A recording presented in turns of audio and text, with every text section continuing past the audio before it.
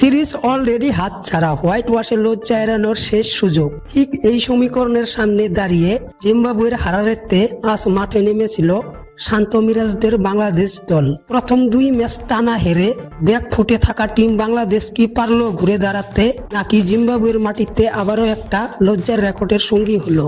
আজ আমরা কথা বলবো বাংলাদেশ বনাম জিম্বাবুয়ের তৃতীয় ওয়ানডে ম্যাচের সেই রোমাঞ্চকর হাইলাইট নিয়ে, যেখানে একজন তরুণ ব্যাট হাতে একাই ধ্বংস করে দিল জিম্বাবুয়েকে। শেষ পর্যন্ত কি হয়েছিল জানতে ভিডিওটি এক সেকেন্ডও মিস করবেন না। ম্যাচের শুরুতেই টস ভাগ্য কথা বলে বাংলাদেশের পক্ষে। টস জিতে অধিনায়ক মাহেদী হাসান মিরাজ কোনো দ্বিধা ছাড়াই জিম্বাবুকে ব্যাটিং এর আমন্ত্রণ জানান। আর বল হাতে শুরুতেই জিম্বাবুয়ের উপর অগ্নিঝরা বোলিং এ চড়া হন বাংলাদেশের পেসার শরীফুল ইসলাম। জিম্বাবুয়ের স্কোর যখন 27 রান, তখনই জিম্বাবুয়ের টপ অর্ডারের 3 উইকেট হাওয়া। ব্যান কারান মাত্র 2 রান করে পেভিলিয়নের পথ ধরেন। ব্রায়ান বেটেট 19 বলে মাত্র 6 রান করে আউট হন।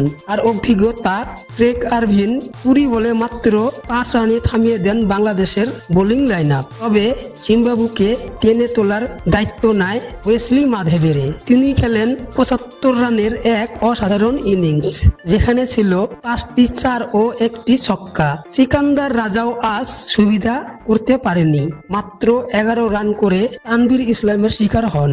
শেষ দিকে ব্রেট 43 বলে 50 রানের ঝড়ো ইনিংসের উপর ভর করে জিম্বাবুয়ে কোনোমতে 199 রানে অল আউট হন।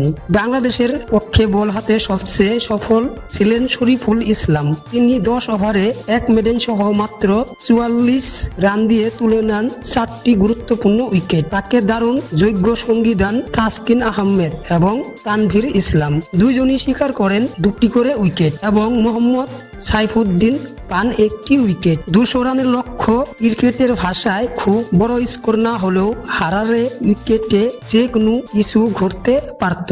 কিন্তু আজ বাংলাদেশের 2 ওপেনার যেন শপথ করেই নেমেছিল, জিম্বাবুকে কোনো সুযোগ দেওয়া যাবে না। দীর্ঘ 9টি ওয়ানডে ম্যাচের পর বাংলাদেশের দল এলো একটি 100 রানের ওপেনিং পার্টনারশিপ। একদিকে অভিজ্ঞতা সৌম্য সরকার এবং অন্যদিকে তরুণ তানজিদ হাসান তামিম। জিম্বাবুয়ের বোলারদের উপর রীতিমতো তাণ্ডব চালিয়েছেন এই দুইজন। সৌম্য সরকার তার চেনা ছন্দে ফিরে 82 বলে খেলেন 69 রানের এক চমৎকার ইনিংস, যার মধ্যে ছিল 6টি 4 ও 2টি ছক্কা। তবে দারুণ খেলতে থাকা সৌম্য সরকার শেষ পর্যন্ত সেঞ্চুরির দেখা পায়নি। 151 রানের মাথায় সৌম্য আউট হলেও ম্যাচ তখন পুরোপুরি বাংলাদেশের পকেটে।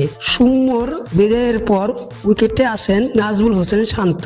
নাজমুল হোসেন শান্ত এবং তানজিদ হাসান মিলে 39 বলে 46 রানের পার্টনারশিপ করে। তবে ম্যাচের আসল আকর্ষণ ছিলেন তানজিদ হাসান তামিম। পুরো ইনিংসে জিম্বাবুয়ের বোলারদের পাড়ার বোলারে পরিণত করেছিলেন তিনি। 8টি 4 এবং 3টি বিশাল ছক্কায় তামিম যখন 98 রানে ব্যাটিং করছিলেন, তখন বাংলাদেশের জয়ের জন্য দরকার মাত্র 3 রান।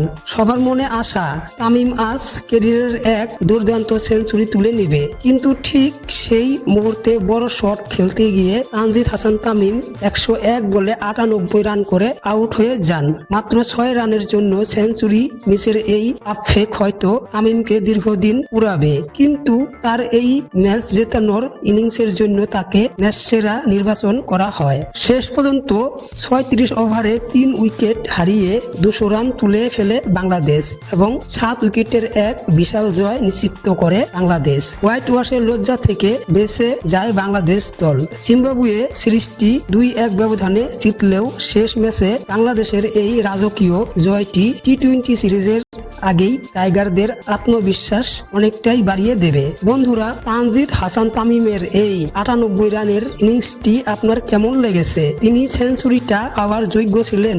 আপনার মূল্যবান মতামত অবশ্যই নিচে কমেন্ট করে জানান। বাংলাদেশের ক্রিকেটের সব লেটেস্ট আপডেট এবং এমন চমৎকার সব খবর সবার আগে পেতে আমাদের চ্যানেলটি এখনই সাবস্ক্রাইব করে বেল আইকনটি অন করে রাখুন। দেখা হচ্ছে পরবর্তী ভিডিওতে।